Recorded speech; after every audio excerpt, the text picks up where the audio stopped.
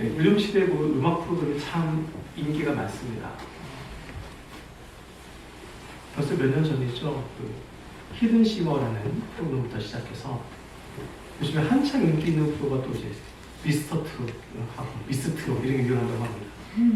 근데 저도 요즘 개인적으로 저희 집 TV가 없으니까 풀버전을 보지 못하지만 유튜브에 간간히 잘려서 나오는 음악 프로그램 하나가 있는데 싱어게인이라는 그 프로그램을 제가 요즘 가끔 봅니다. 근데 그 싱어게인에 등장한 가수 하나가 있는데 30호 가수가 등장을 했어요. 이 가수가 이제 알고 보니까 유명한 목사님의 아들입니다. 근데 이 가수가 요번에 경연을 하면서 남긴 말이 있어요. 나는 되게 애매한 위치에 있는 사람이다.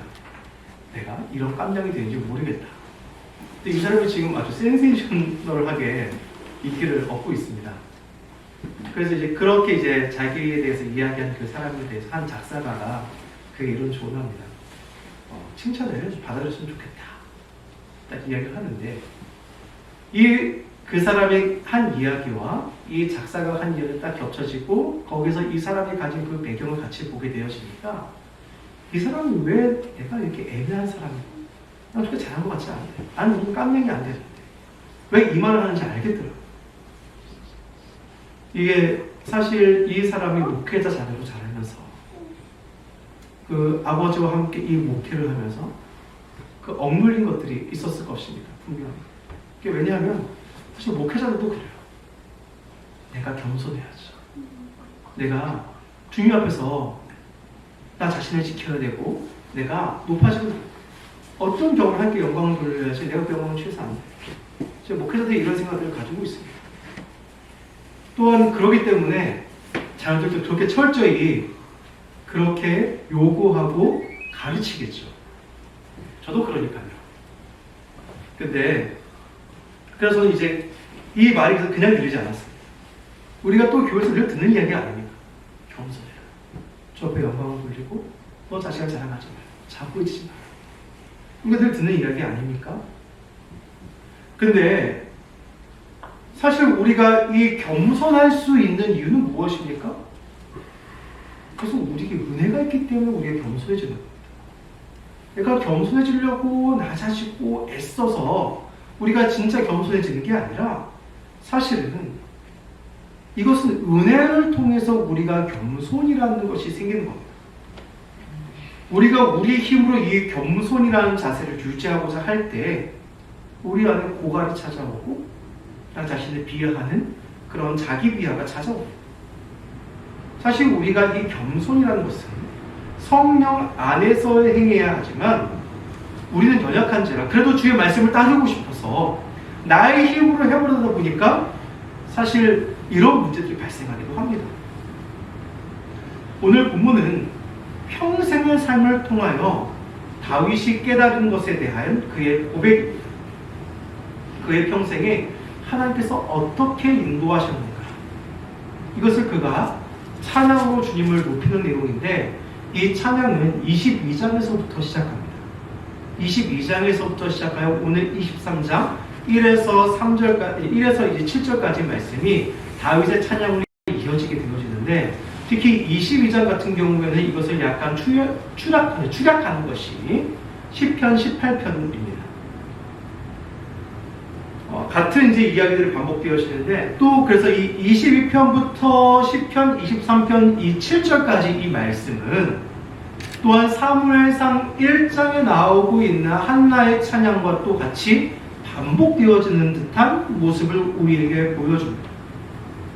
그 구약 시대에는 강조하기 위해서 이제 글을 어떻게 배치하냐면 맨 처음과 나중에 반복되는 이야기를 두고 또 그 다음 반복되는 이야기를 그 중간에 두고 가장 가운데 자기가 주장하고 싶은 구조를 둡니다. 그래서 이 처음과 끝에 있는 것들이 반복이 되어지는데 그와 마찬가지로 사무엘상 1장에 나왔던 것이 이 사무엘서를 마치면서 이 끝부분 23장까지 와서 다윗의 찬양을 이렇게 배치해 두고 있습니다. 그래서 이 사무엘상을 통하여 하나님을 왜 찬양하는지를 우리에게 보여주고 있는데, 그래서 오늘 우리가 보는 이 말씀의 주제를 보게 되어지면 이 주제가 왜 중요하냐면은 바로 이 주제가 하나님의 주권을 찬양한다. 그러니까 오늘 제목은 한 다윗 찬양이잖아요. 이 이야기는 무엇이냐? 다윗은 무엇을 찬양하느냐? 하나님의 주권을 찬양하고 있습니다. 우리가 지금까지 사무엘서를 오늘 마칠 거예요. 사무엘서 오늘 마칠 건데, 우리가 사무엘서를 보면서 가장 많이 나왔던 이야기가 무엇이죠? 바로 이 하나님의 주권이었어요. 하나님의 주권. 이 하나님의 주권을 이제 찬양으로서 마무리 짓게 되어지는데, 그래서 우리가 이 주권을 찬양하는 내용을 왜 알아야 되느냐? 우리가 이 하나님의 주권을 올바로 이해하고 이 주권을 통한 하나님의 사랑을 우리가 깊이 이해하게 되어질 때, 그리고 묵상하게 되어질 때 우리에게 진정한 겸손이 찾아오기 때문에 그렇습니다. 먼저 우리가 기억해야 되는 게 있습니다. 바로 다윗의 일생입니다. 우리가 지난 시간도 이야기했지만 다윗은 어떤 사람이었죠? 창품이 많습니다. 성경은 아주 훌륭한 왕이라고 다윗을 이야기함에도 불구하고 이 다윗의 흠결을 우리에게 그대로 다 어떻게 이 흠결이 나옵니까? 사실 사울과 좀 비교해보면요, 왕이 되기 전 모습만 비교하면 오히려 사울이 조금 더 난 사람 같아요. 그렇지 않나요? 일단 잘생겼어요. 키도 커요. 거기다가 성격도 좋아요. 정말 겸손하고 자기의 분수를 아는 사람이었어요. 왕이 되기 전에. 그래서 왕으로 지명된 게 어때요? 숨죠. 가장 큰 사람이었어요. 이런 겸손이 있는 사람이었어요. 근데 반대로 다윗은 어땠습니까? 우리가 골리앗 사건에서 보았지만 그가 분명히 하나님을 사랑하는 사람이긴 했어요. 그래서 하나님의 군대를 모욕하는 그의 모습을 보면, 골리앗의 모습을 보면서 그가 분개하여 어찌 저 할례받지 못한 저 개같은 자가 살아계신 하나님의 군대를 모욕하느냐라고 화를 내면서 의문을 했어요. 동시에 또 뭘 보였죠? 왕이 저자를 죽인 자에게 무엇을 주기로 하셨느냐? 정말 그것을 주기로 약속하셨느냐? 라고 하면서 또 약간 그러면서 혹하는 인간적인 면모도 보여줍니다. 또 우리가 왕이 된 다윗의 모습을 보았지만 다윗도 어때요? 분명히 죄악이 가득한 사람입니다. 흠이 있는 사람입니다. 그러나 이 다윗을 통하여 우리에게 보여지는 것은 무엇이냐면 하나님의 은혜에 붙들린 사람은 어떻게 되어지는지, 그리고 하나님께서 이러한 사람을 그의 인생의 전반에 걸쳐서 어떻게 만들어 가시는지를 우리가 본다라고 했습니다. 오늘 1절도 그것을 보여줍니다. 1절, 야곱의 하나님께로부터 기름 부음을 받은 자, 이스라엘의 노래 잘하는 자, 이렇게 이야기합니다. 이것은 무엇이냐면, 먼저 이 이스라엘의 노래 잘하는 자에 대해서 다른 번역을 보면 이스라엘 보호자 가운데 사랑받는 자, 이스라엘의 보호자 가운데 사랑받는 자라는 의미를 가지고 있습니다. 단순히 노래 잘하는 사람이 아니라 사랑받는 사람. 이는 그가 먼저 하나님을 사랑한 것이 아니라 하나님께서 그를 먼저 사랑하셨고, 이 하나님의 사랑이 먼저 있어 하나님의 택함을 받은 것이 먼저이다 라는 것을 우리에게 철저하게 보여줍니다. 다윗이 사울을 피하여 도망하던 그 기간 동안 그가 하나님을 찬양하는 것이 위대합니까? 고난 가운데 하나님을 찬양할 수 있는 그의 입술이 대단한 건가요? 아니요. 다윗은 오히려 그 가운데 자기를 지키시고 인도하시는 하나님의 위대하심을 고백합니다. 바로 앞장 22장 말씀을 보면 이렇게 이야기합니다. 여호와는 나의 반석이시오, 나의 요새이시오, 나를 위하여 나를 건지시는 자시오, 내가 피할 나의 반석의 하나님이시오, 나의 방패시오, 나의 구원의 뿌리시오, 나의 높은 망대시오, 그에겐 피할 나의 피난처시오, 나의 구원자시오, 나를 폭력에서 구원하셨도다. 내가 찬송받으실 여호와께 아뢰리니 내 원수들에게서 구원을 받으리로다. 이게 다윗의 고백이에요. 그가 하나님을 의지할 수 있는 이유는 무엇입니까? 그가 이렇게 하나님께 의지했기 때문에 이렇게 지키시고 인도하신 은혜를 얻은 게 아니라 이미 다윗은 이러한 보호하심을 그가 체감하고 있기 때문에 그 은혜에 감사함으로 찬양하는 거예요. 즉 고백이 먼저입니까? 사랑이 먼저, 하나님의 사랑이 먼저입니까? 하나님의 사랑과 선택과 그 은혜가 먼저 존재한다는 거예요. 그러기에 이 감사의 고백을 하는 것이고, 나의 모든 것은 다 주의 은혜로 고백하였던 사도 바울의 고백과 같이 다윗도 하나님의 은혜를 고백할 수밖에 없다는 겁니다. 그래서 이 22장 1절부터 말씀을 그가 그렇게 고백하는 이유에 대해서 22장 48에서 49절 이렇게 이야기합니다. 이 하나님이 나를 위하여 보복하시고 민족들이 내게 복종하게 하시며 나를 원수들에게서 이끌어내시며 나를 대적하는 자 위에 나를 높이시고 나를 강포하는 자에게서 건지시는구나. 세상이 이 다윗을 집어먹을 것이, 집어삼킬 것과 같이 그 위험을 가하고 있지만 그 모든 것을 주권자는 하나님이시고 그분께서 지금 나를 지키시고 인도하신다는 사실을 다윗은 아주 중요하게 여겨요. 그래서 이 22장 말씀을 가만히 보면 이 22장하고 23장은요 시간의 갭 차이가 존재하고 있어요. 그 22장을 보면 그가 모든 원수의 손과 사울의 손에서 구원하신 그날에, 그러니까 사울이 아마 죽은 이후인 것 같아요. 그리고 오늘 말씀은 또 그가 죽기 직전에 남긴 거예요. 그러니까 나의 인생을 돌아봤어요. 때로는 이 위험이 나를 둘러서서 사방에 우더쌈을 당하고 내가 피할 곳이 한 개도 없을 거로 보이는 그 상황 가운데도 하나님이 어떻게 인도하셨는지 그가 삶을 통하여 체득한 것을 그가 이렇게 고백하는 거예요. 여러분, 이러한 보호를 받는다는 건 나의 선택과 나의 의지와 나의 선함 때문이 아닙니다. 그래서 오늘 본문에서 이야기는 무엇입니까? 하나님의 선택이 먼저 있음이 중요하다는 겁니다.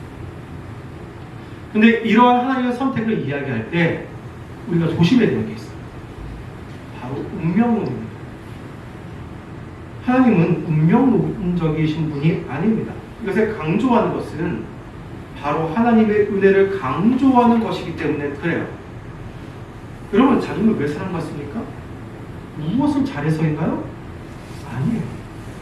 자녀이기 때문에 사랑을 받습니다. 마찬가지로 우리를 자녀로 여겨주시는 은혜가 먼저 있기 때문에 우리가 사랑받는 것이고 선택받은 것이 은혜고, 우리가 그 은혜 가운데 거할 수 있는 게 바로 하나님의 자비의 손길이잖아요. 다윗이 자신의 왕된 이유가 무엇입니까? 하나님부터 왔다는 거예요. 로마서 13장 1절 말씀을 보면 권세는 하나님으로부터 나지 않음이 없나니 모든 권세는 다 하나님께서 정하신 바라, 이렇게 이야기합니다. 다윗은 이것을 실감하는 거야. 내가 이 권세를 얻은 것은 내가 노력해서 얻은 게 아니라, 내가 애를 써서 내가 인간적으로 쟁취했기 때문에 얻은 게 아니라 오직 하나님으로부터 왔기 때문에 내가 이 권세를 얻을 수 있었다는 겁니다. 그래서 이 로마서 13장 말씀을 악음하게 되어지면 왕권 신수설과 같이 왕은 오류가 없고 하나님이 직접 이것을 부여하셨기 때문에 왕은 곧 하나님과 같다, 이렇게 오해할 수도 있지만 그게 아니라 이 말씀은 하나님의 주권을 이야기하는 겁니다.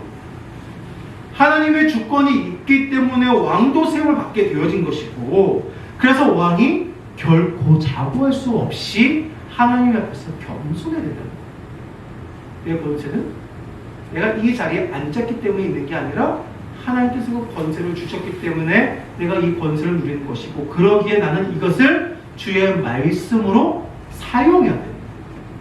그러니까 다른 이야기죠. 내가 주도권을 잡느냐, 하나님이 주도권을 잡느냐.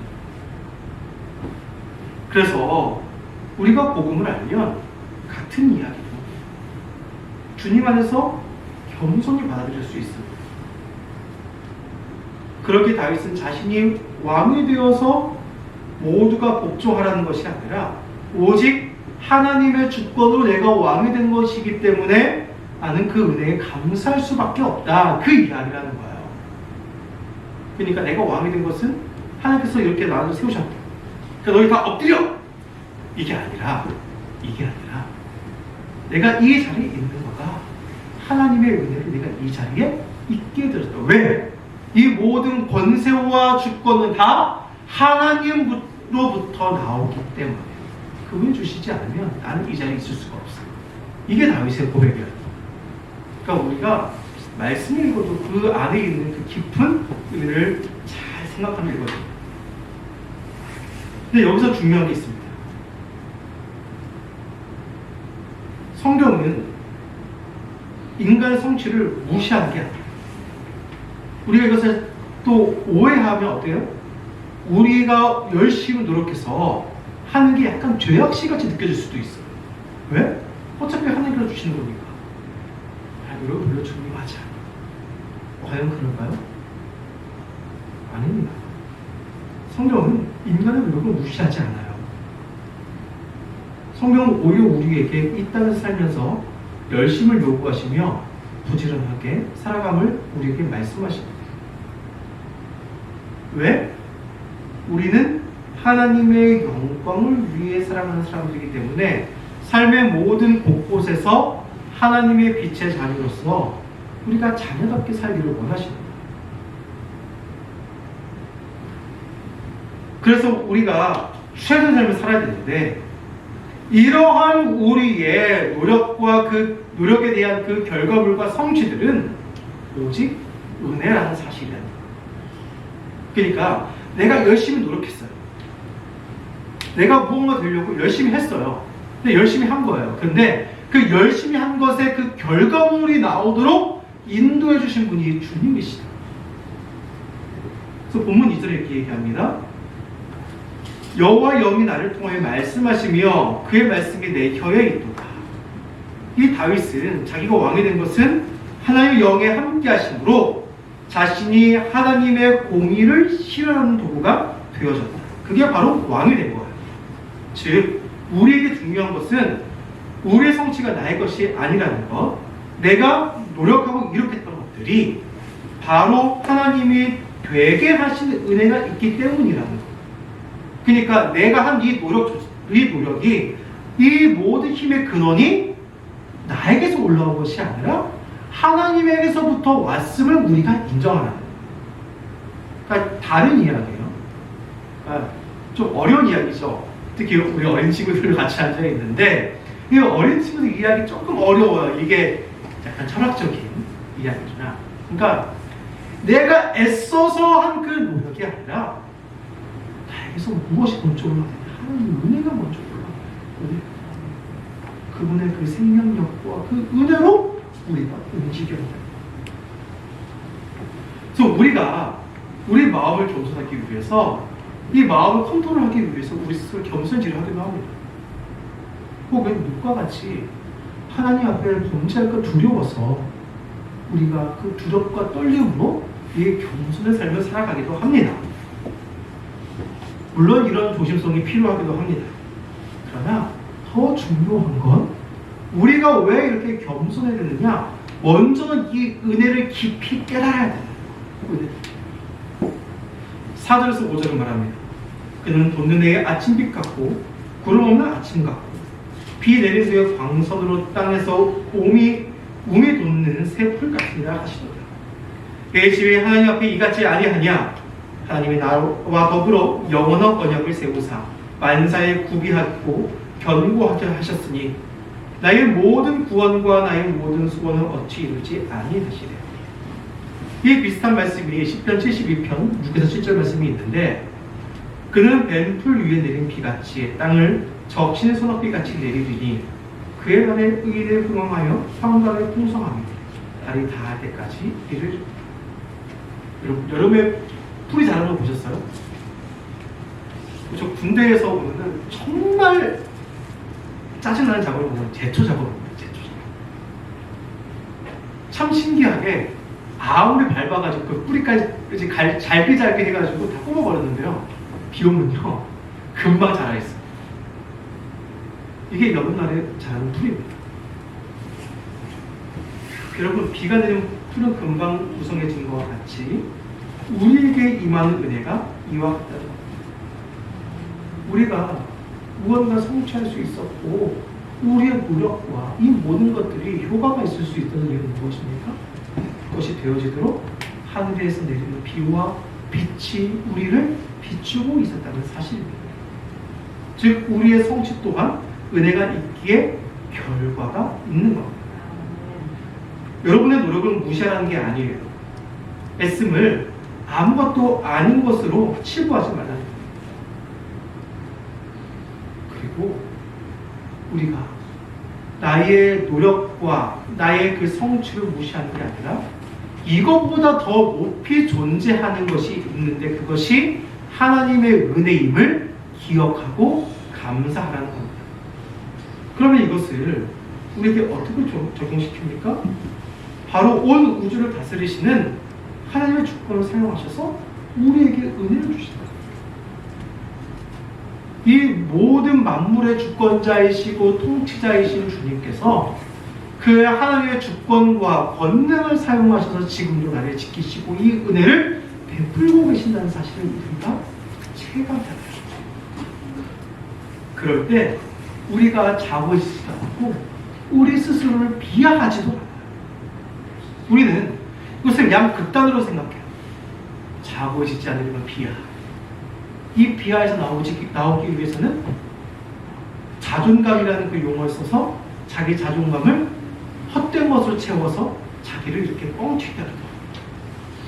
근데 여러분, 이런 것들은 흔들리는 땅과 같습니다. 우리는 모든 믿음의 기반을 어디 두어야 합니까? 흔들리는 것에 두는 것이 아니에요.